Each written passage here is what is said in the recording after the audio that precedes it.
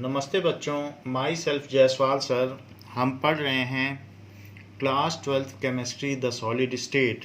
In last class we have studies two types of semiconductor, one the intrinsic semiconductor and other the extrinsic semiconductor. And extrinsic semiconductor is further subdivided into two types, n types and p types. So we should learn about these two types. Before getting the knowledge of these two types, let us see one more thing about the energy levels. Like in silicon, the electronic configuration is 1s2, 2s2, 2p6, 3s2, 3p2. This is the electronic configuration in which electrons in 3p2 are distributed in this manner. However, in s orbital it is distributed in this manner. So this is the valence orbital. So valence shell है और उसी में ये valence orbitals हैं। हम ये जानते हैं कि जब तक, जैसे हाइड्रोजन के केस में 11th में हमने पढ़ा था, तो क्या पढ़ा था? If any orbital is unoccupied then the various orbitals in same cell have same energy level. जैसे कि 1s हाइड्रोजन के केस में है ये एनर्जी। सो ये चीज़ हमने सेकंड चैप्टर में पढ़ी थी। फिर इसके बाद 1s then 2s 2p। 1s में तो एक इलेक्ट्रॉन है, तो यहाँ इलेक्ट्रॉन ठीक है, लेकिन ये जो अनऑक्यूपाइड हैं तो उसमें 2s और 2p की एक ही लेवल है क्योंकि अनऑक्यूपाइड हैं।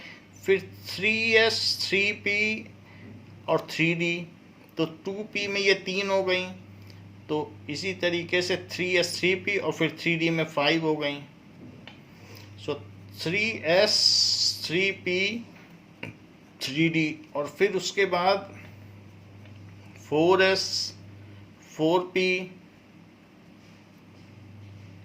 4d और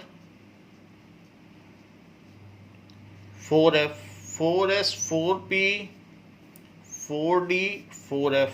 लेकिन अगर इलेक्ट्रॉन ऑक्यूपाई हों, सो this is in case of hydrogen when the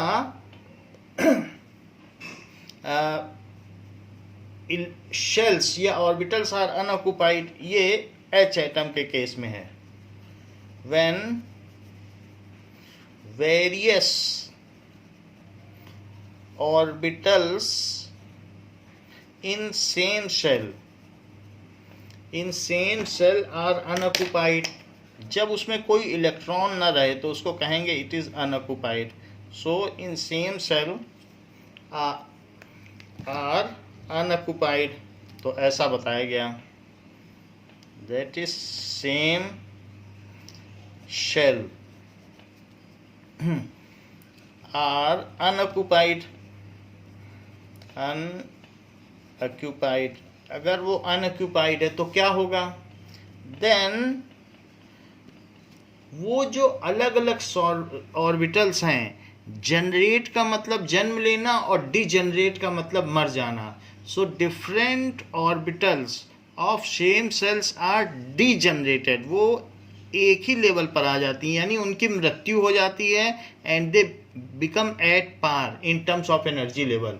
सो इसको कहते हैं कि the various orbitals in same shell they lose their existence and they come to the same energy level। तो अपना एग्जिस्टेंस लूज कर देना, इसी को तो डिजनरेसी कहते हैं कि डिजनरेट हो गया, वो चीज़ मर गई। So then are unoccupied, then various orbitals हैं ये सारी, जैसे इसमें 7 ऑर्बिटल्स हैं of the sub shell in same cell. Various orbitals of the sub shells, जैसे एस पी डी एफ ये सब शेल हुई, ये सब ऑर्बिटल हुई, ये सिंगल हो गई ऑर्बिटल, ये हो गई सब शेल, और यहाँ n इज इक्वल्स टू 4 हो गया शेल। तो इस तरीके से So various orbitals of various subshells of the subshells in same shell are degenerated. Degenerated का मतलब they lose their existence and they come at same energy level. That means they come at same energy level, क्योंकि उसमें कोई electronic repulsion नहीं है, Coulombic repulsion नहीं है, energy level. अब देखिए, however if orbitals are occupied then the degeneracy is lifted up.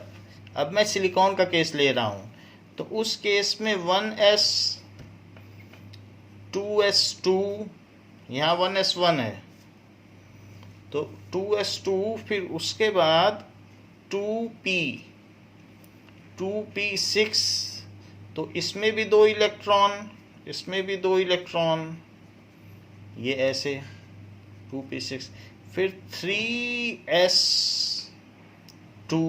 3s में भी 2 इलेक्ट्रॉन और फिर 3p, तो 3p इसमें 1 और 1 इलेक्ट्रॉन. ऐसा ही तो हमने ऑर्बिटल डिस्ट्रीब्यूशन ऊपर दिखाया है. तो ये चीज़ है, यानी ये degeneracy is lifted up.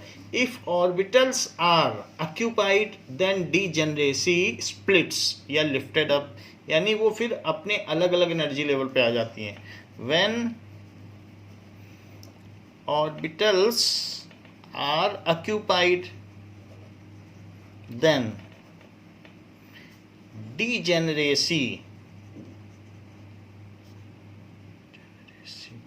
degeneracy is lifted up.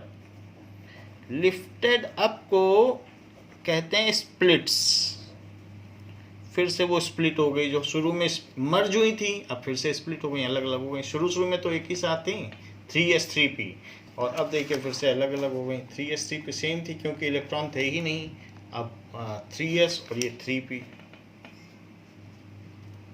ये तो बात हो गई कि डीजनरेसी की लिफ्टिंग. अब हम एक एनर्जी लेवल डायग्राम बनाते हैं सिंपलिस्टिक, जिससे कि आपको पता चल सके कि फील्ड और अनफील्ड या वैलेंस बैंड और कोवेलेंट बॉन्ड में क्या अंतर है. मान लीजिए शुरू में जबकि कोई इलेक्ट्रॉन ना रहा हो तो 3s3p, तो ये ठीक है 3s3p. वास्तव में 3s और 3p ये भी, अगर मान लीजिए कि जैसे इसमें कहा गया 3s और 3p, so there are the various energy levels, तो 3s एंड 3p हैं तो उसका भी अलग अलग एनर्जी लेवल होगा, और ये थोड़ा जो 3p के होंगे वो उससे ऊपर होंगे थोड़ा. तो ये तीनों ऊपर वाले 3s 3p के हो गए और नीचे वाला सबसे 3s का हो गया. तो अब ये देखिए 3s के 2 इलेक्ट्रॉन और 3p में 2 इलेक्ट्रॉन, सिलिकॉन की बात कर रहा हूँ. लेकिन जैसे जैसे ये इन्फिनिटी है, जब इन्फिनिटी पर था एक सिंगल सिलिकॉन एटम था तो ये सब ऐसे ऐसे ऑर्बिटल्स थी, थोड़ा उनमें अंतर था और ये था. लेकिन फिर धीरे धीरे इनमें क्या होता चला गया, जब ये क्लोजर आते चले गए, सो इंटरमॉलिक्यूलर डिस्टेंस, इंटरमॉलिक्यूलर डिस्टेंस जो कि इधर बढ़ती हुई, और ये एनर्जी लेवल है. सो this is, you can say the energy. So energy and intermolecular distance का ये ग्राफ है, एनर्जी. तो इसमें क्या होता है कि when they come close to each other, तो इसमें एक पास आने की वजह से एनर्जी गैप क्रिएट हो जाता है. गैप क्यों क्रिएट हो जाता है वो हम देखते हैं. क्योंकि ये जो वेरियस लेवल्स हैं तो इनमें एक बैंड बनता चला जाता है. बैंड बनने का मतलब है कि बहुत सारे अलग अलग अरीना में होते हैं, अलग अलग इन्वायरमेंट में होते हैं, तो उनमें एक बैंड क्रिएट हो जाता है. तो बैंड क्रिएट हो जाएगा तो इसमें ये जो सारी ऑर्बिटल्स हैं तो एक इतना वाइडर ले लेंगे और ये जो नीचे वाली है वो इतना वाइडर ले लेगी, फिर भी इनकी एवरेज एनर्जी ऐसी ही रहेगी। स्प्लिटिंग जरूर हुई है। अच्छा, मैंने इसमें देखिए जो 2 ऑर्बिटल्स हैं वो नीचे ले लिए, तो 2 ऑर्बिटल्स हमने नीचे ले लिए और 2 ऑर्बिटल्स ऊपर ले लिए, ये ऐसा ले लिए। फिर जब ये और पास आते हैं तो इनमें ये चीज़, ये गैप और बढ़ जाता है, तो ये चीज़ बढ़ती चली जाती है, ये बढ़ता चला जाता है, ठीक है। और इसी तरीके से जब और पास आते हैं तो ये गैप और बढ़ता चला जाता है। तो यहाँ पर अब 3s2 और 3p2 यानी सिर्फ एक ही ऑर्बिटल रहती है जिसमें कि दोनों इलेक्ट्रॉन रहते हैं। आप उसे मान सकते हैं कि मान लीजिए 3pz, z वाली एक्सिस है इंटर न्यूक्लियर एक्सिस, उस पर 2 इलेक्ट्रॉन रहते हैं, और ये 3px में 0 रहेंगे और 3py इन दोनों में 0 रहेंगे, जो कि परपेंडिकुलर एक्सिस है p की। तो ये ऑक्यूपाइड है, इसमें 4 इलेक्ट्रॉन है, ये फिल्ड है और ये अनफिल्ड है। सो ये हो गई अनफिल्ड। बैंड क्यों हुआ? क्योंकि जब पास आएंगे तो बहुत सारों के जो आपस में एनर्जी लेवल्स हैं they will in proximity to each other, बहुत क्लोज होंगे तो मिला के एक बैंड बना देंगे, तो अनफिल्ड ऑर्बिटल है। और ये कैसी है? Field orbital. तो यहाँ 0 0 और ये है, ये फिल्ड ऑर्बिटल है। अच्छा, ये जो वाइड, इनमें ये वाइड होता चला जा रहा है, तो ये वाइड सिलिकॉन के केस में जो विड्थ है ये आपस में मर्ज नहीं कर पाती, जबकि मेटल के केस में ये ऊपर चली जाएगी, नीचे चली जाएगी और मर्ज कर जाती है। तो ये एनर्जी गैप रह जाता है, जिसको कि हम EG कहते हैं, फॉरबिडन एनर्जी गैप, जो यहाँ के इलेक्ट्रॉन को कंडक्शन बैंड में जाने से रोकता है, इसे फॉरबिड करता है। तो उस वजह से हम उसको कहते हैं forbidden energy gap. So this is 0.6 electron volt to 1.6 electron volt का एनर्जी गैप होता है, और इसको कहेंगे कंडक्शन बैंड। अगर ये यहाँ से यहाँ चला जाए तो कंडक्ट करने लग जाए, सो this is conduction band and this is field band भी कहते हैं, बुक आपकी फील्ड बैंड कहती है, नहीं तो इसका जनरल नाम वैलेंस बैंड है, जो चाहे आप लिख सकते हैं। फिजिक्स में वैलेंस बैंड है और आपकी बुक में केमिस्ट्री में इसे कहा गया है फील्ड बैंड। तो इसी फिगर को हमने आपको जो पहले भी कई बार बताया है, तो इसी फिगर के ही बारे में कई बार बताया है कि क्या होता है। सो वही ग्राफ है, उसमें थोड़ा बहुत जो अंतर आ रहा है वो इलेक्ट्रिक फील्ड की वजह से वो डिफरेंस आया हुआ है। तो यही चीज़ हमने आपको यहाँ पहले भी बताई। सो वो चीज़ हम और डिटेल में पढ़ लेंगे जब फिजिक्स में ये चैप्टर सेमीकंडक्टर्स का पढ़ेंगे, बट है दोनों वही ग्राफ, आप देख लें। तो यहाँ पर ये जो है, यहाँ पर ये फील्ड वाले बैंड हैं सारे, अब इसी में कई लाइन भी बना सकते हैं। तो ये और आगे बढ़, मेटल में क्या हो जाएगा, ये ज़्यादा वाइड अपार्ट हो जाता है और इस वजह से ये क्रॉस कर जाते हैं। इंसुलेटर में दूरी दूर रहता है और ये फॉरबिडन एनर्जी गैप बड़ा हो जाता है। तो बस वही है कि अलग अलग मेटल की प्रॉपर्टी के हिसाब से अलग अलग फॉरबिडन गैप होता है। ये गैप इतना कम है कि थर्मियोनिक एमिशन के द्वारा या वोल्टाइक एमिशन के द्वारा या फिर फोटो एमिशन के द्वारा इलेक्ट्रॉन यहाँ से यहाँ जंप कर सकते हैं और कंडक्ट कर सकते हैं इलेक्ट्रिसिटी को। Now we will see the n-type semiconductor and p-type semiconductor. These are the two types of semiconductors pertaining to the extrinsic semiconductor. तो ये extrinsic semiconductor के दो प्रकार हैं। सो सबसे पहले हम ये देख लें, आपको बताया गया था extrinsic semiconductor। So extrinsic semiconductor, if pure semiconductor is doped, then it form extrinsic semiconductor. If pure semiconductor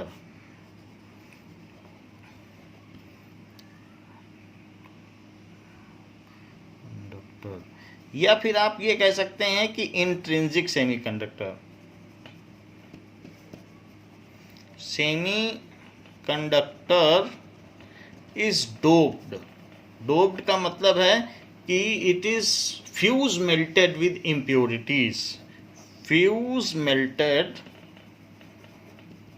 with impurities. ठीक है, then it forms extrinsic semiconductor. Extrinsic semiconductor, ये चीज आपको बताई जा चुकी है।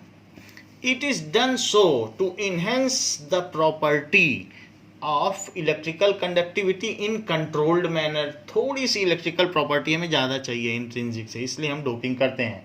So we will see the first type of it, that is N type semiconductor. So N type semiconductor हम देखें क्या चीज़ होती है। देखिए, जो हमने पहले देखा था उसमें सिलिकॉन लिए थे,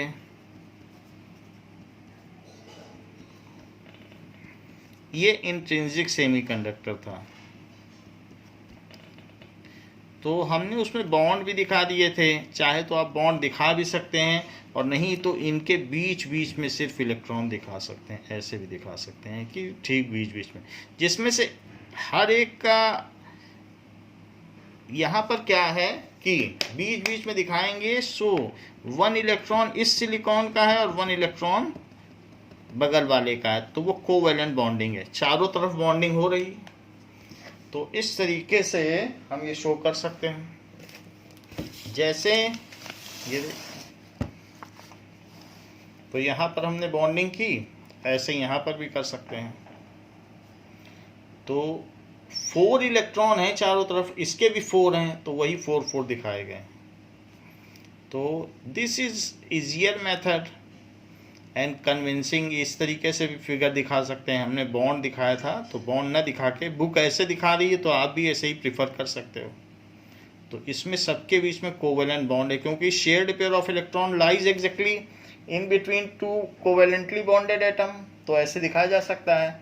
जहाँ पर फिर बाकी में भी ऐसे हो सकता है कि बाकी इनके पास एक एक बचेगा और इनके पास भी एक एक। तो बुक क्या कर रही है कि एक साइड में डबल दिखा दे रही है और एक साइड में कुछ नहीं दिखा रही है। तो इससे ये पता चलता है कि टोटल नंबर ऑफ इलेक्ट्रॉन उधर होंगे, इधर नहीं दिखा रही है। इट इज़ ऑल्सो करेक्ट कि हमने इस फिगर में बगल वाले का इधर से कंसीडर कर लिया इसी में, और इस वाले का इसके बगल वाले में कंसीडर कर लिया, ऊपर वाले का ऊपर वाले में कंसीडर कर लिया और नीचे वाले का नीचे।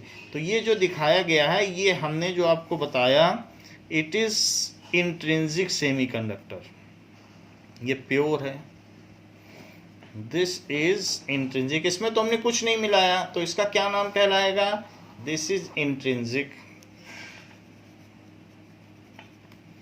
इसको इसलिए बताया कि इस तरीके से भी ड्रॉ कर सकते हैं। सेमी कंडक्टर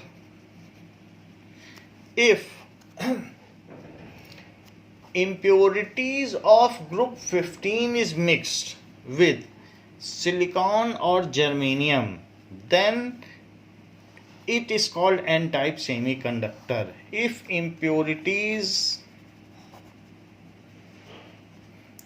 of group 15 जैसे कि एल्यूमिनियम, गैलियम, इन दोनों को मिक्स कर दिया जाए, is mixed with group 14 elements, तो ग्रुप 14 एलिमेंट्स में तो जर्मेनियम और सिलिकॉन है, यही सेमीकंडक्टर है। Then it forms N type semiconductor. N type का मतलब क्या है? इलेक्ट्रॉन रिच इम्प्योरिटीज होती हैं सेमी कंडक्टर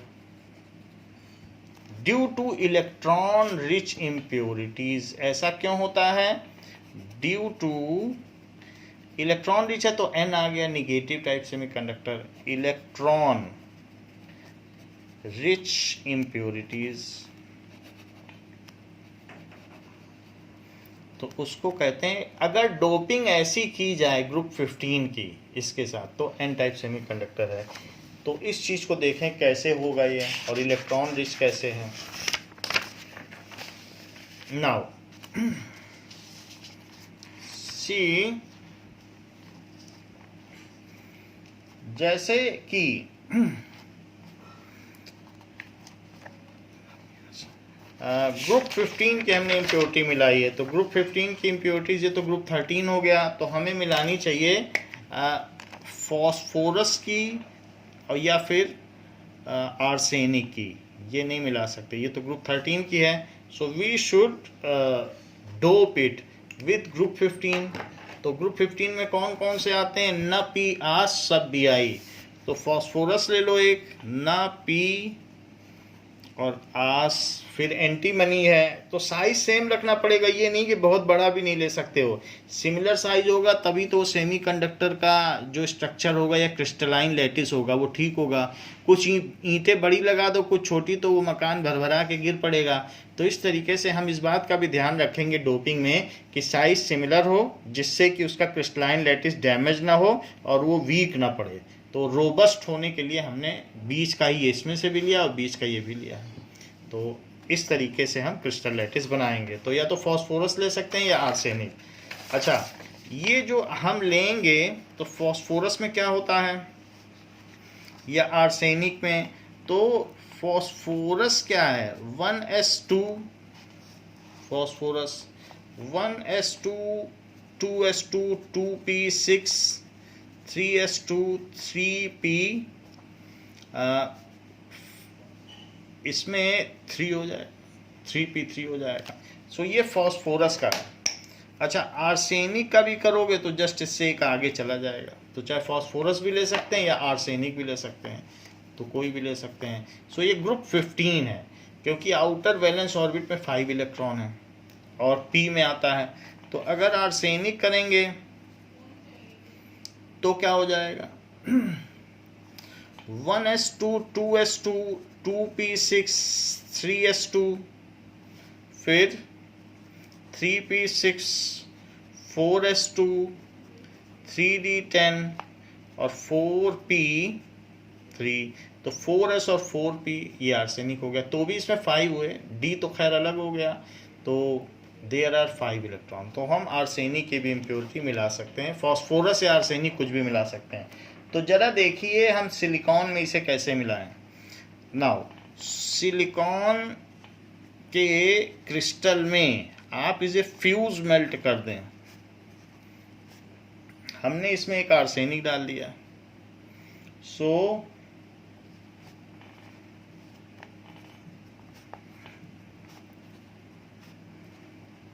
इस तरीके से डाल दिया। तो इन दोनों में तो सभी में पेयरिंग हो गई।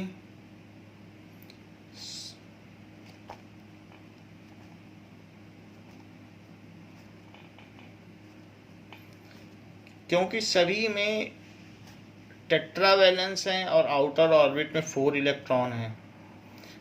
और हमने जैसा बताया आपको कि नीचे पेयर दिखा दीजिए और ऊपर एक भी न दिखाइए, तो इससे ये कंसीडर हो जाएगा इसके ऊपर वाला उसके ऊपर वाले के परटेन कर रहा है और इधर वाला इधर वाले को परटेन कर रहा है। ऐसा बुक भी कर रही है। तो सिंगल सिंगल ना दिखा के हम पेयर दिखा रहे हैं। और यहाँ पर भी सभी जगह 2-2 दिखा दीजिए। हाउएवर ये आर्सेनिक के पास तो 5 इलेक्ट्रॉन थे और आर्सेनिक के तो हमने 4 ही दिखाए। आर्सेनिक में 2a वैलेंस और 3a वैलेंस 5 थे। तो एक जो और इलेक्ट्रॉन है वो हमें कहीं ना कहीं और दिखाना पड़ेगा। That electron is to be exhibited elsewhere. ये इलेक्ट्रॉन है वो 5th इलेक्ट्रॉन। अब अगर हम पोटेंशियल डिफरेंस अप्लाई करेंगे तो क्या होगा, तो इस ये जो भी है, अब जितनी भी डोपिंग करेंगे आर्सेनिक की कर दी, तो अब ये देखिए इसके बाद ये कंडक्शन बैंड है and this is valence band. वो भी हमने पीछे फिगर दिखाया आपको कि नहीं। तो कुछ इलेक्ट्रॉन मान लीजिए इससे माइग्रेट होकर ऊपर चले जाते हैं, तो वो माइग्रेट होकर ऊपर चले जाएंगे तो नीचे होल छोड़ जाएंगे वैलेंस बैंड में। फिर होल पर भी मूवमेंट होगा, क्योंकि हम यहाँ पर क्या करने जा रहे हैं, यहाँ पोटेंशियल डिफरेंस अप्लाई करने जा रहे हैं। So if we apply potential difference तो क्या होने वाला है सिलिकॉन में, ये इसके कांटेक्ट में ही है।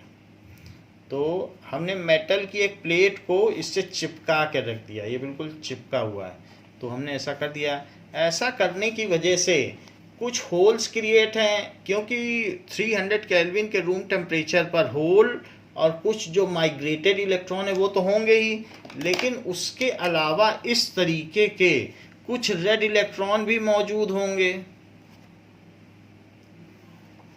जो कि एक्सेस इलेक्ट्रॉन है, वो माइग्रेट नहीं हुए हैं, वो डोपिंग की वजह से हैं। So these are excess electron due to doping. Doping हमने पेंटावैलेंट इम्प्योरिटी की है इन टेट्रावैलेंट सिलिकॉन क्रिस्टल में। तो वो जो पांचवा इलेक्ट्रॉन है उससे कोई भी कोवेलेंट बॉन्ड बनाने को तैयार नहीं, बोल रहे हैं सब कि मेरा तो ऑक्टेट पूरा हो गया, आप जाइए जहां जाना हो। तो ऐसे केस में ये तो होगा ही, इसके अलावा ऐसा भी केस हो सकता है कि किसी सिलिकॉन में एक होल हो जाए, ये देखो सिलिकॉन में होल हो जाए और उसका इलेक्ट्रॉन भी कहीं से डिसलोकेट हो जाए, तो वो इलेक्ट्रॉन भी यहाँ कहीं रहेगा, डिसलोकेट हो गया। तो अब ये इलेक्ट्रॉन किधर भागेगा, ये इलेक्ट्रॉन इधर भागेगा,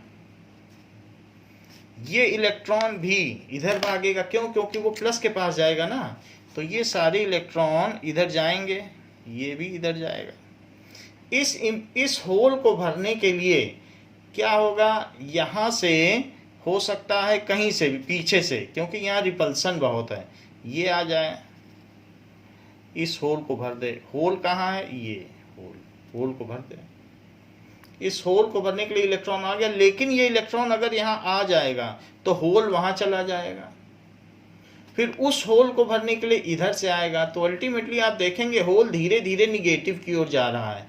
तो होल का निगेटिव की ओर जाना, इसका मतलब है कि होल को हम ये मान सकते हैं, though it is a vacancy but it is moving towards the negative plate, so we can say that it is a positive site, ये कहा जा सकता है पॉजिटिव साइट।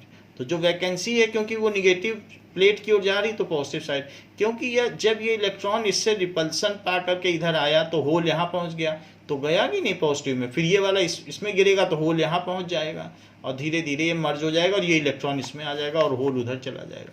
तो ये चीज़ होती है। तो हम यहाँ कह सकते हैं कि जो पहले रेगुलर हमारा कंडक्शन हो रहा था ड्यू टू ये थर्मियोनिक एमिशन की वजह से, उसके अलावा due to excess of pentavalent impurities और भी कंडक्शन हो रहा है, ये भी इसकी वजह से भी हो रहा है और माइग्रेशन की वजह से भी हो रहा है। तो इस तरीके से हमने इसकी कंडक्टिविटी को इन्हेंस कर दिया। When pentavalent impurity is mixed with tetravalent, when pentavalent impurities is mixed with का मतलब ऐसा नहीं है कि मिक्स करना है, alloyed with, alloying करनी है। tetravalent semiconductors, pure semiconductor, then each pentavalent atom releases one extra electron, then each pentavalent impurity या एटम, ये एटम भी लिख सकते हैं, releases one extra electron which is free to move under applied potential difference, which is free to move under applied potential difference।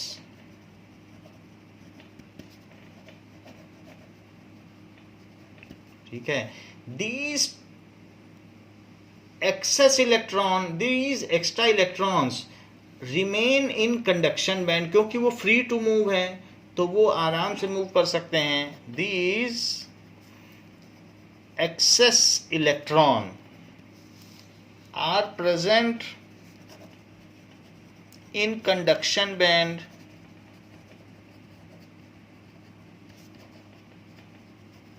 ठीक है।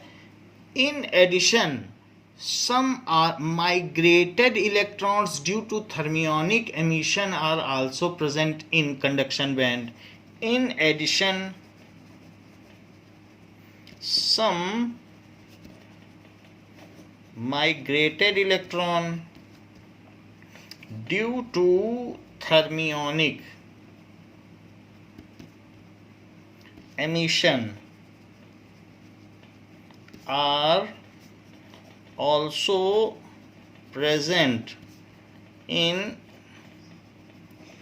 conduction band, leaving behind holes या vacancies in valence band.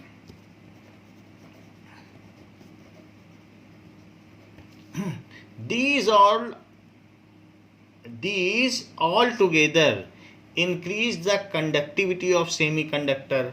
As this increase in semiconductivity, as this increase in conductivity is due to extra electrons, so it is called n-type semiconductor. As increase in conductivity is due to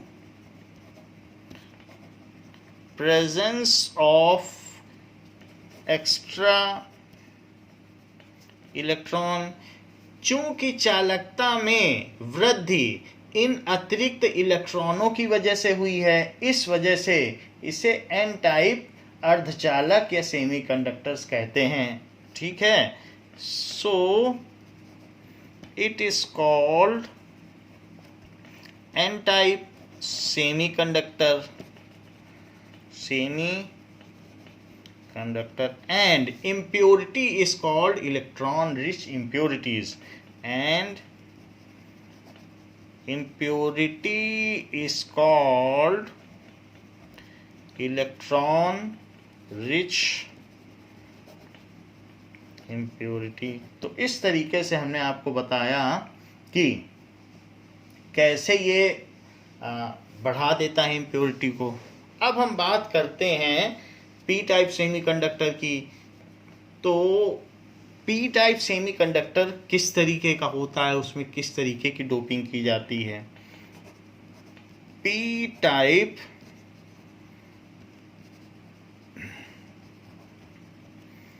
if impurities of group 13, if elements of group 13 in very small amount, very small amount का मतलब काफ़ी small amount है, 10 to the power 16 में एक, इतना ही, बहुत ज़्यादा नहीं करना है कि आपको आधा आधा मिला देना है।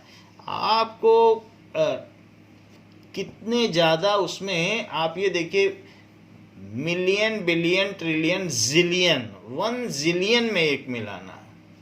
ठीक है, तो ऐसा करना है, यानी 10 to the power 15 में एक मिलाओ, जिलियन में। सो इफ इम्प्योरिटीज, या ये कह सकते हैं कि इफ ग्रुप 15, ग्रुप 13 की बात आएगी, ग्रुप 13 एलिमेंट्स आर, ठीक है, मिक्स्ड होमोजीनियसली, बात तो होमोजीनियसली है क्योंकि एलॉय बना रहे हैं, होमोजीनियसली विद ग्रुप 14 एलिमेंट्स।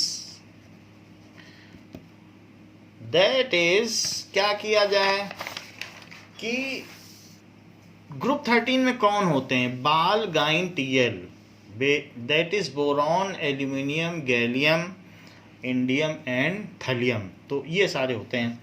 सो उनको हमने ग्रुप 14 एलिमेंट के साथ मिला दिया है। That is if trivalent impurities, जैसे कि साइज का ध्यान रखना पड़ेगा, इसीलिए एल्यूमिनियम और गैलियम लिया गया है, is mixed with group 14 tetravalent semiconductors.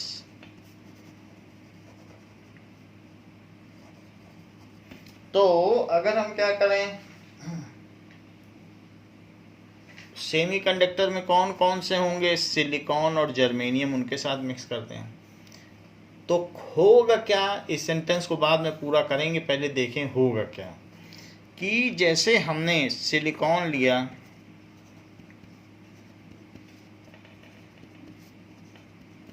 और उसमें एल्यूमिनियम डाल दिया,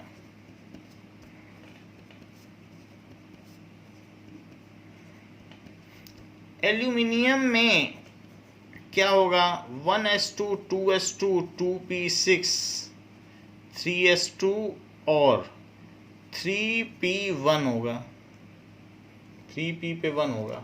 तो एल्यूमिनियम में टोटल 13 ही तो होते हैं, तो इस तरीके से होगा।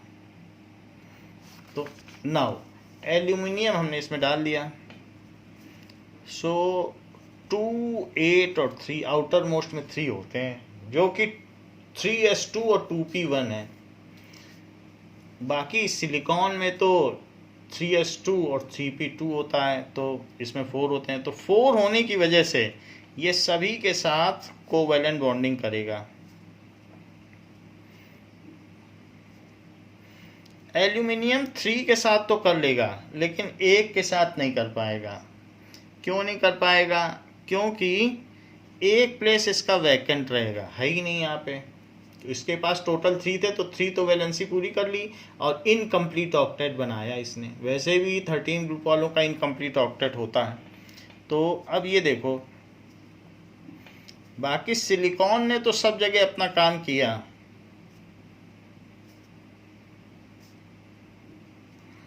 ये सिलिकॉन है। बाकी एक्स्ट्रा इलेक्ट्रॉन भी बना दीजिए कि साइड वाले से ये बॉन्डिंग कर रहा है। 2 साइड बना दीजिए, 2 साइड नहीं बनाइए, तो इससे हो जाएगा कि इसका वाला इधर से कर रहा है, उसका वाला ऊपर वाला, सो नीचे वाले का इससे कर रहा है। तो ये हमने बनाया। इसमें आप देखो एल्यूमिनियम की 3 की तो हमने बॉन्डिंग दिखा दी, लेकिन एक वैकेंसी है, वो कैसे करेगा। सिलिकॉन के 4 के 4 दिखाए हैं, ऐसा है। तो ये जो वैकेंसी है ये होल है।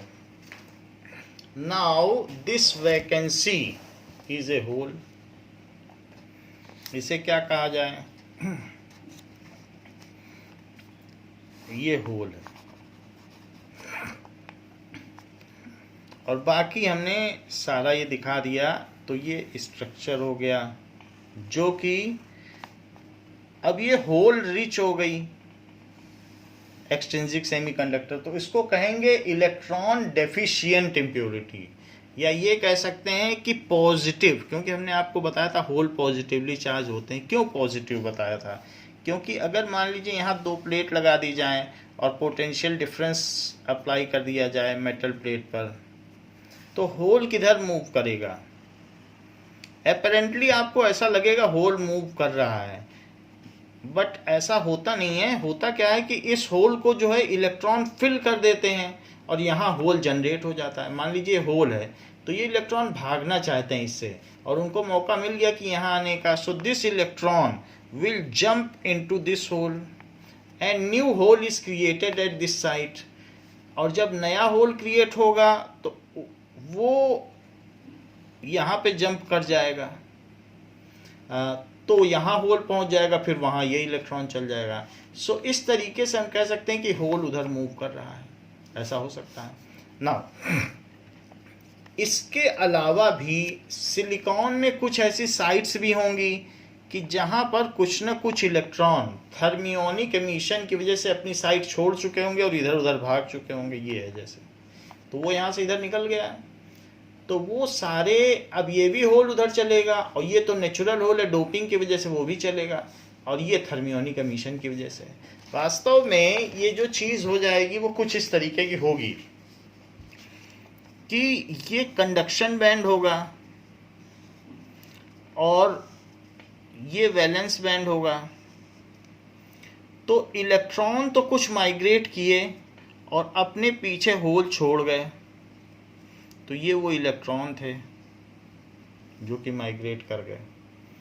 ठीक है, इसके अलावा भी कुछ होल्स इसके थे। So these are the holes of this. तो वो नेचुरल होल क्रिएट हो गए, तो वो होल जो हैं वो भी रहेंगे। उनके बारे में वो कहाँ रहेंगे, इनमें एनर्जी का क्या डिफरेंस है, वो हम फिजिक्स में और प्रिसाइजली पढ़ेंगे। अभी हम मान लेते हैं कि वो होल यहाँ रहेंगे। ठीक है, सो ये जो होल क्रिएट हुए वो भी तो रहेंगे, वो डोपिंग की वजह से हैं। तो ये होल किसकी वजह से हैं? Due to doping. और ये किसकी वजह से हैं? This is due to thermionic emission, क्योंकि 300 केल्विन है, तो थर्मियोनिक एमिशन की वजह से, इसकी वजह से भी वो इलेक्ट्रॉन भी है due to thermionic emission. So ये hole due to thermionic emission और ये electron due to thermionic emission. ये हो गया कंडक्शन बैंड और ये हो गया valence band. So when potential difference is applied, अगर बैटरी लगा दें इसमें, when potential difference applied then conduction takes place. When potential difference is applied across this impure semiconductor, तो इम्प्योर है चूंकि इसमें होल्स हैं और होल्स पॉजिटिव माने जाएंगे क्योंकि इधर चल रहे हैं, तो across P type semiconductor, conductor. अब बुक कहती है इलेक्ट्रॉन डेफिशिएंट सेमीकंडक्टर, तो इलेक्ट्रॉन डेफिशिएंसी है इसमें, तो ये बात सही है। So P type semiconductor, then conduction takes place.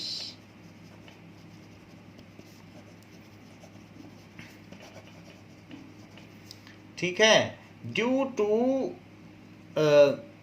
Extra hole generated due to doping, due to extra hole या vacancy generated due to doping, in addition to migrated electrons and the created vacancies. in addition to, उनकी वजह से तो conduction होगा ही, in addition to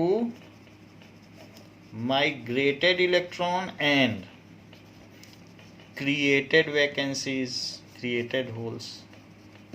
So as this extrinsic semiconductor is electron deficient, तो इसलिए इसे p type semiconductor कहा जाता है। So it is p type semiconductor. Now ये तीनों टाइप के हमने सेमीकंडक्टर दिखा दिए हैं। बुक में बोरॉन दिखाया गया है तो हमने एल्यूमिनियम दिखा दिया, उससे कोई फर्क नहीं पड़ता। अब देखिए application of n type and p type semiconductor.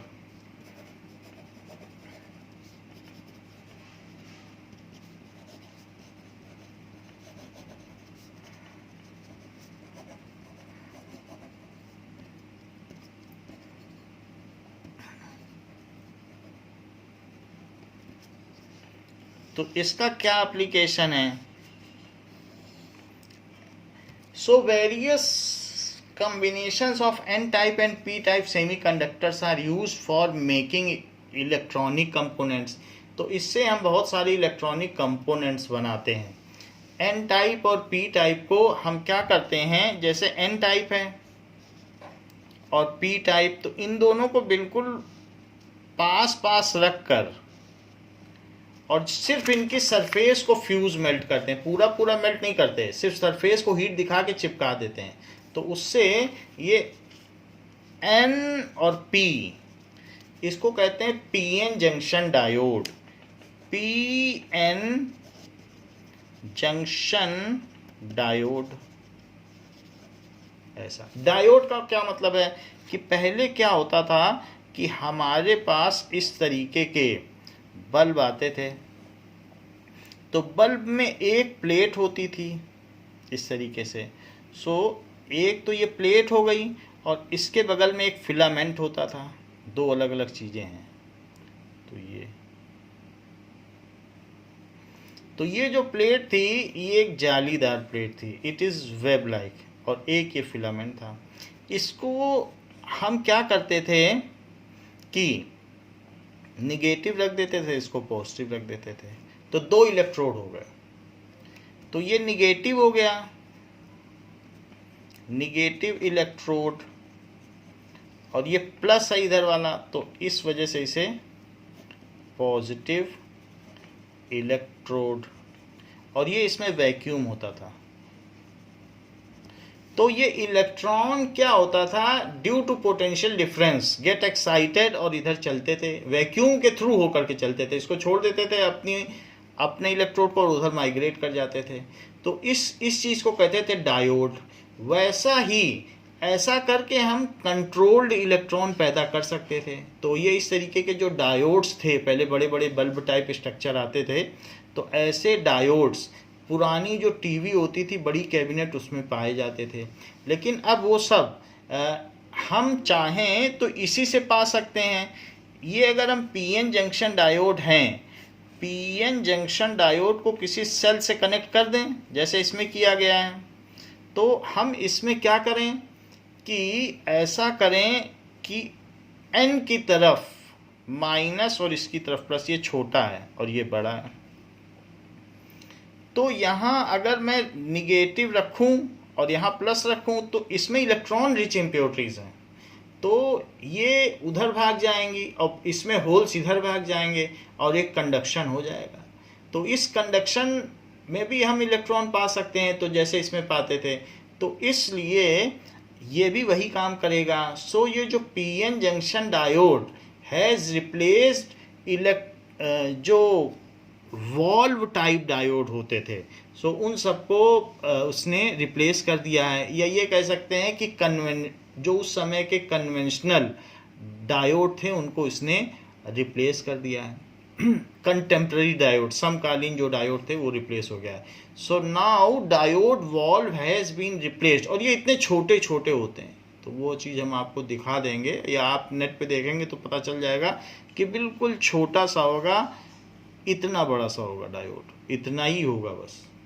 कहाँ इतना बड़ा बल्ब, बहुत बड़े बड़े बल्ब हीट भी देता था, तो ये ज़्यादा है। तो पीएन जंक्शन है डायोड हैज़ रिप्लेस्ड द ये जो पहले के डायोड हैं, तो valve diodes, PN junction diode N की तरफ निगेटिव लगाना है, प्लस की तरफ पॉजिटिव, इसको करके हम ये बाइसिंग करते हैं। तो बाइसिंग का मतलब ऐसे ही आपको कनेक्ट करना है जिससे कि इलेक्ट्रॉन यहाँ से रिपेल हो।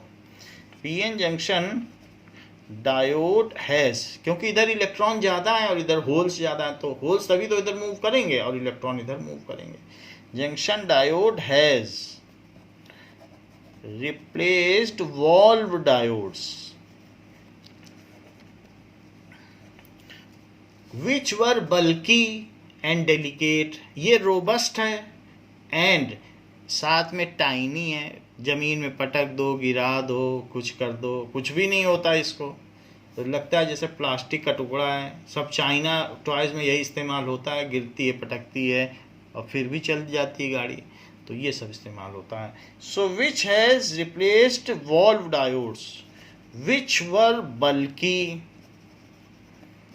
जो बल्की थे और कांच के थे, and delicate. So PN junction diode is robust, ये मजबूत है, ठीक है, and tiny. PN junction diode, इसे सिंपली जंक्शन डायोड भी कहते हैं, is tiny and handy, robust है, ये सारी इसकी प्रॉपर्टी है। तो हम इससे डायोड बना सकते हैं। अच्छा, diode is also used as rectifier. मतलब रेक्टिफायर का क्या मतलब होता है, ये जरा देखें कि हमारे पास दो तरीके की बिजली होती है।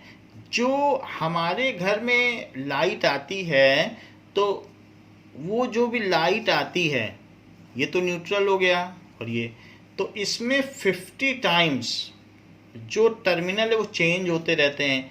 यानी ये नहीं कह सकते कि ये प्लस है और ये माइनस है। इसकी 50 हर्ट्ज फ्रीक्वेंसी है। सो 50 हर्ट्ज फ्रीक्वेंसी यानी 50 बार हर टर्मिनल पॉजिटिव होता है और 50 बार निगेटिव होता है।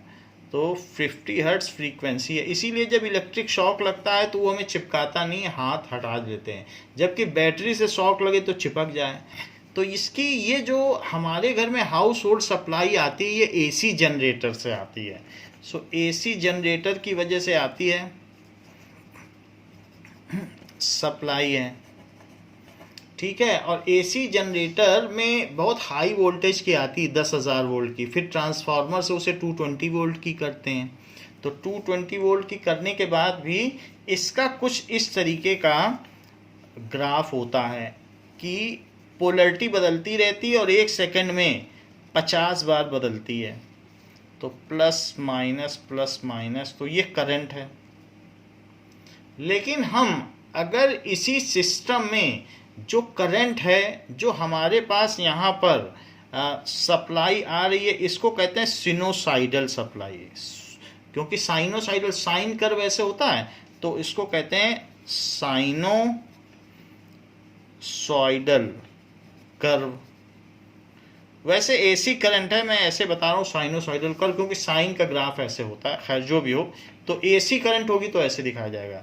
इसी में अगर हम डायोड फिट कर दें तो अरेंजमेंट ऑफ डायोड होगा, वो किसी तरीके से होगा।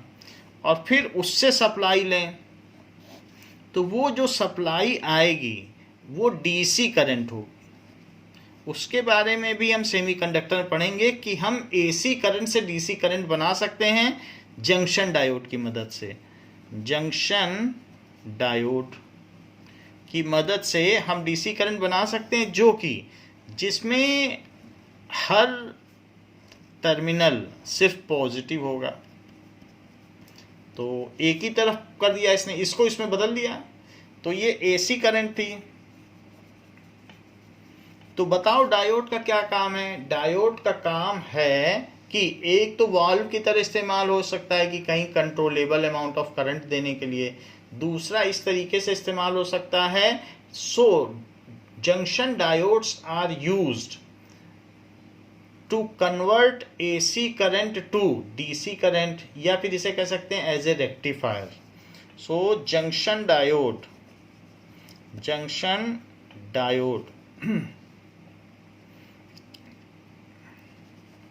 is used to convert AC current to DC current। इसको कहते हैं रेक्टिफायर। रेक्टिफाई कर दे तो रेक्टिफायर है। डायोड एक रेक्टिफायर की तरह इस्तेमाल होता है। लेकिन हमारे यहाँ यही काम डायोड करता है, उसको डीसी करंट में चेंज करके इन्वर्टर जिसके यहाँ लगा है और फिर बैटरी में जमा कर देता है। लेकिन जब लाइट जाएगी तो उसी बैटरी वाली एनर्जी को फिर से हमें एसी करंट में बदलना पड़ेगा। So the device which convert DC current to AC current is called inverter. जो डीसी को एसी में बदल दे और एसी को डीसी में बदल दे, वो किसी को किसी में भी बदल सके, तो बोथ वे जो काम करे उसको इन्वर्टर कहते हैं। द डिवाइस विच, उसमें भी इसी तरीके का कुछ सेमीकंडक्टर होगा, तो वो हम बाद में देख लेंगे, हमारे पास फिजिक्स में इसके लिए स्कोप है। Which converts DC current to AC current is called inverter. Inverter का काम है, वो दोनों काम करता है, डीसी से एसी और एसी से डीसी। और जो एसी से सिर्फ डीसी में बदले तो वो रेक्टिफायर। और जो डीसी से एसी में भी बदल दे तो इन्वर्टर, तो जिसके घर में इन्वर्टर लगा है, क्योंकि ये फैन है, ये सब है, ये एसी करंट से ही चलते हैं। आप इसे बैटरी से चलाओगे जल जाएगा, ट्यूबलाइट जल जाएगी, तो चल ही नहीं पाएगी। तो ये हम लोगों के घर में एसी ट्यूबलाइट है, तो इसलिए उसके हिसाब से होता है। लेकिन कभी कभी ऐसा होता है कि ट्रांजिस्टर क्या होते हैं। सबसे पहले देखें कि पहले क्या होता था। पहले ट्रायोड वॉल्व होते थे। ट्रायोड वॉल्व का मतलब एक तो टर्मिनल होता था और बीच में एक छोटा सा वायर गेज होता था, और फिर यहाँ पर एक ऐसे एक और टर्मिनल होता था। ये देखो ट्रायोड वॉल्व। तो ये जो टर्मिनल है, 3 टर्मिनल हैं, इस टर्मिनल को हम क्या कर सकते थे, निगेटिव कर सकते थे। इस टर्मिनल को हमने निगेटिव कर दिया, ये, और इस टर्मिनल को पॉजिटिव कर दिया, ये निगेटिव टर्मिनल है और ये पॉजिटिव टर्मिनल है। एक हमने इसमें मीडिएटर लगा दिया। अब मीडिएटर को हम अपनी मर्जी से पॉजिटिव या निगेटिव कर सकते हैं। तो इसको एक अलग सर्किट में ले जाकर, हम किसी अलग सर्किट में ले जाके मर्जी हो तो प्लस की तरफ टैप करें, मर्जी हो माइनस की तरफ टैप करें। तो जो भी है, मान लो ये 2 वोल्ट का है, तो 2 वोल्ट तो जो भी हो, ज़्यादा वोल्ट लेना पड़ेगा, 100 वोल्ट का लेना पड़ेगा। तो उसमें इसको हम थोड़ा भी फर्क करेंगे। मीडिएटर का बहुत काम होता है। मीडिएटर का काम होता है कि अगर ये निगेटिव हो गया तो सारे इलेक्ट्रॉनों को वापस भेज देगा, अगर ये पॉजिटिव हो गया तो सबको इधर छोड़ देगा। सो कैन बी निगेटिव और पॉजिटिव।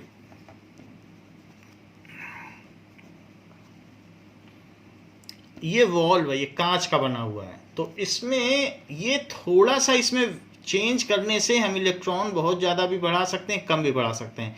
लेकिन जो भी इलेक्ट्रॉन होंगे वो कंट्रोल्ड मैनर में होंगे और वही काम करेंगे जैसा सेमीकंडक्टर करता है। तो चूंकि इसमें 3 इलेक्ट्रोड हैं, तो इसलिए इसका नाम पड़ता था ट्रायोड वॉल्व। इसको कहते थे ट्रायोड वॉल्व। ये हम लोगों के समय में बहुत यूज़ होता था। अब तो सब सेमीकंडक्टर का यूज़ होने लगा है, पहले यही होते थे। लेकिन अब क्या हो गया है कि triode valve has been replaced with transistor. Triode valve has been replaced with transistor. Transistor कुछ नहीं है, 3 तरीके के आप लगाइए। एक N लीजिए और एक P लीजिए और एक N लीजिए और इनको फ्यूज मेल्ट कर दीजिए। अच्छा, दूसरा और भी है कि PNP भी ले सकते हो। तो इसमें भी वही काम है, मीडिएटर बीच में है, तो PNP। सो इसको कहते हैं कि बाईपोलर जंक्शन ट्रांजिस्टर। एक यहाँ पर और एक यहाँ पर, 2 जगह जंक्शन है, तो 2 पोल इसमें माने गए। So these are by PNP या NPN। PNP और NPN बाईपोलर, BPT बोलते हैं, बाईपोलर जंक्शन ट्रांजिस्टर। ये है। इसने क्या किया है, यही ट्रांजिस्टर की हम बात कर रहे हैं। सो इट हैज़ रिप्लेस्ड, ये बाजार में मिलते हैं तो इतने छोटे से होते हैं, उसमें 3 वायर निकले बस, ऐसा है, यही है इसका। तो ये BPT यही मिलता है बाजार में, 50 पैसे 1 रुपये मिलता है। और पहले ये वॉल्व लेने जाओ तो 250 रुपये का मिलता है, तो कितना सस्ता हो गया। सो बाईपोलर जंक्शन ट्रांजिस्टर आता किस काम में है, इसमें भी हम बाइसिंग करते हैं। इसमें भी 3 टर्मिनल होंगे, तीनों को हम अलग अलग से जोड़ेंगे। तो कैसे जोड़ेंगे वो सारा सर्किट हम फिजिक्स में पढ़ेंगे। लेकिन इस ट्रायोड वॉल्व को इसने रिप्लेस कर दिया है। और इसका काम क्या है, it is bipolar junction transistor is used, bipolar junction transistor is used as amplifier amplifier amplify कर देगा, to amplify signal, to amplify signal. जब हम माइक्रोफोन में बोलते हैं, आपके हाथ में माइक होता है, माइक का मतलब माइक्रोफोन, तो माइक में बोलते हो तो वो लाउड स्पीकर से लाउडर हो जाता है, लेकिन वो सीधा नहीं होता है, वो बीच में एम्पलीफायर के थ्रू गुजरता है, जिसको कि कोई ना कोई ऑपरेटर डील करता है। तो एम्पलीफायर का काम क्या है कि जो हमारे ऑडियो सिग्नल हैं जो कि वीकर हैं ये, और ये मैकेनिकल ऑडियो सिग्नल हैं। पहली बात तो हम बोल रहे हैं साउंड सिग्नल्स हैं, सो मैकेनिकल हैं ऑडियो सिग्नल।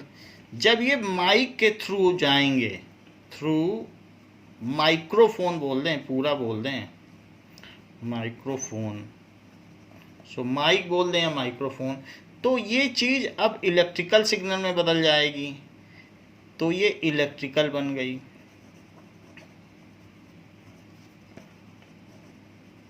और अब अगर ये ट्रांजिस्टर के थ्रू गई, पीएनपी ट्रांजिस्टर, पीएनपी या एनपीएन कुछ भी कह सकते हो, एनपीएन ट्रांजिस्टर, तो ये जो सिग्नल है ये एम्पलीफाई हो जाएगा और लोगों को सुनाई पड़ेगा तेज तेज, तो ये चीज़ है, तो एम्पलीफायर का काम करता है।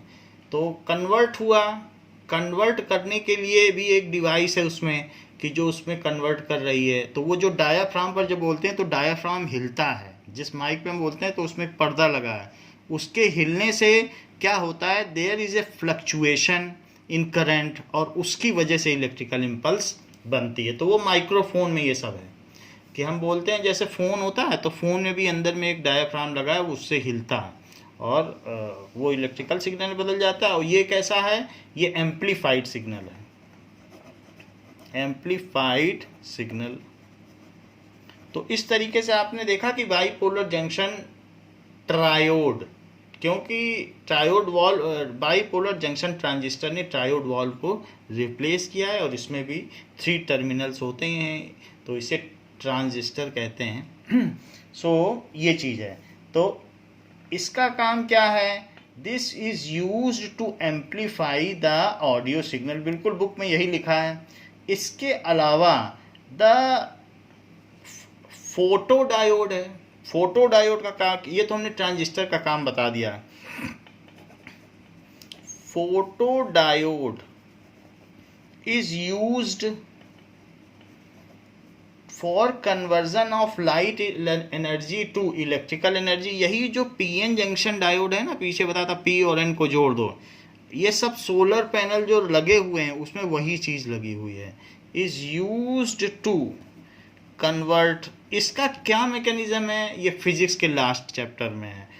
To convert light energy, light energy, सिर्फ लाइट पड़े और इलेक्ट्रिसिटी पैदा हो जाए, टू इनटू इलेक्ट्रिकल एनर्जी।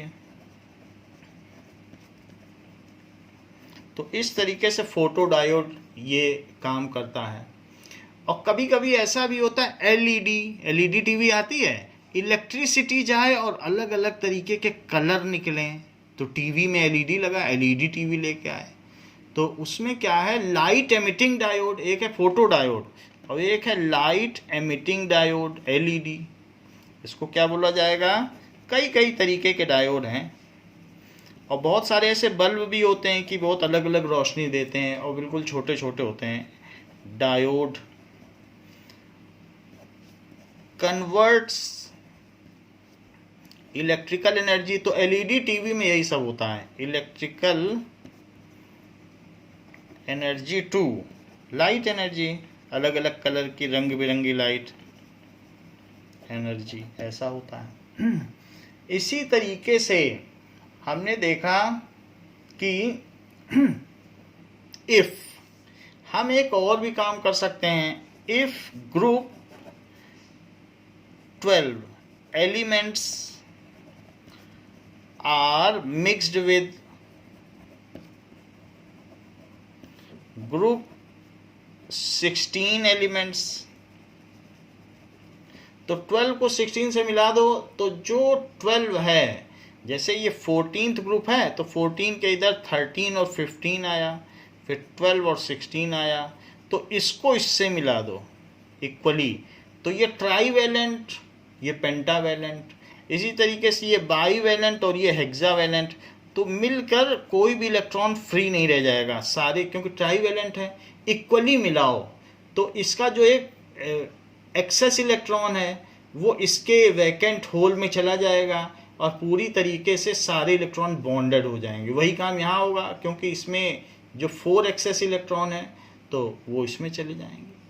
16 है ना, तो 2 8 10 हो गए, और इसके बाद 6 और इसमें 2, तो 2 और 6 मिलके कोवेलेंट बॉन्ड बना लेंगे। तो 12 group 12 elements are mixed with group 16 elements, that is alloyed, homogeneously mix करना है। और group 13 elements are alloyed with group 15 elements. Then the semiconductor having similar properties like intrinsic semiconductor can be formed. Then the elements having similar properties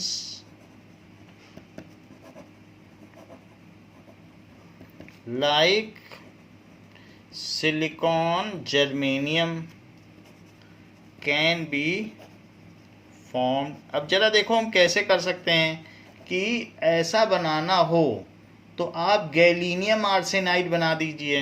example गैलीनियम या gallium arsenide, gallium और arsenide,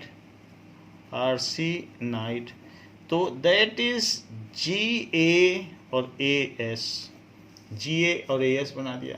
तो ये group 13 का है और ये group 15 का है, तो ये बन गया और इसकी प्रॉपर्टी सिलिकॉन की तरह होगी। ऐसा ही आप और कर सकते हैं। और ZnS जिंक सल्फाइड बना दें। जिंक सल्फाइड की टीवी की स्क्रीन होती है, तो ZnS जिंक सल्फाइड, तो ग्रुप 12 ग्रुप 16, तो वो भी फ्लोरेसेंस देता है।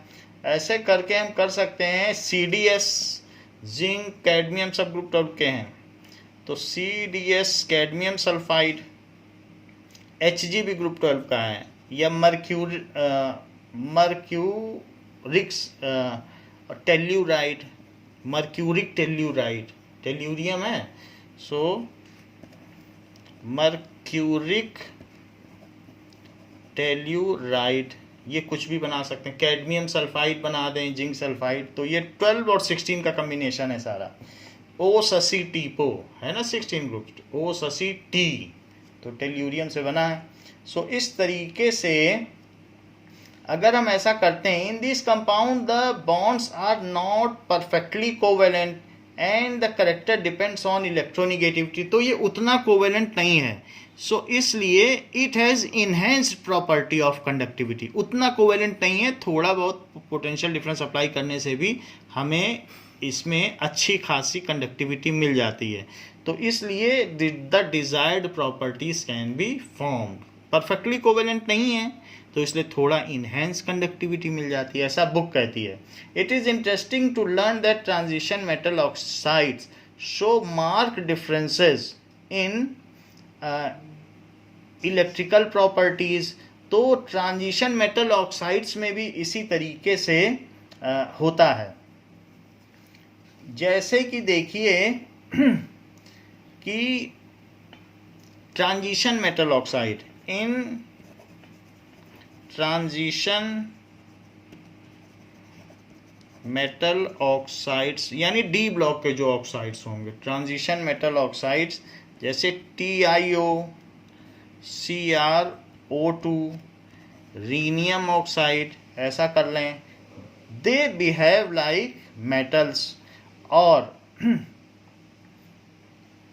ये तो बिहेव लाइक मेटल्स हैं, behave like metals while इसके अलावा कुछ ऐसे अदर मेटल हैं कि जैसे rhenium oxide, it is having the conductivity like copper, copper की तरह कंडक्टिंग है, जबकि other while VO vanadium oxide, vanadium dioxide, vanadium trioxide and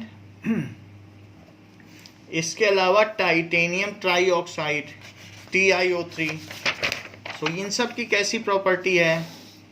TiO3 सब ट्रांजिशन मेटल ऑक्साइड हैं। सो टाइटेनियम ट्राइऑक्साइड शो मेटेलिक और insulating properties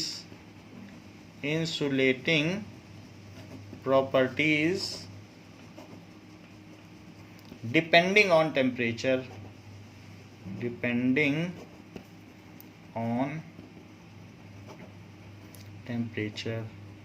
तो इस तरीके से होगा कि इनका अलग अलग क्यों ऐसा होता है, फिर फिजिक्स के ये 3rd चैप्टर में हम ये पढ़ेंगे कि ऐसा क्यों होता है। नाउ रही बात मैग्नेटिक प्रॉपर्टीज की, that we will discuss in next chapter along with the exercise questions. तो अगले क्लास में हम इस चीज़ को पढ़ेंगे कि इनकी मैग्नेटिक प्रॉपर्टीज़ जो सॉलिड मटेरियल्स हैं उनकी क्या होती है, कितने टाइप्स होते हैं। इस क्लास के लिए इतना ही। थैंक यू बच्चों।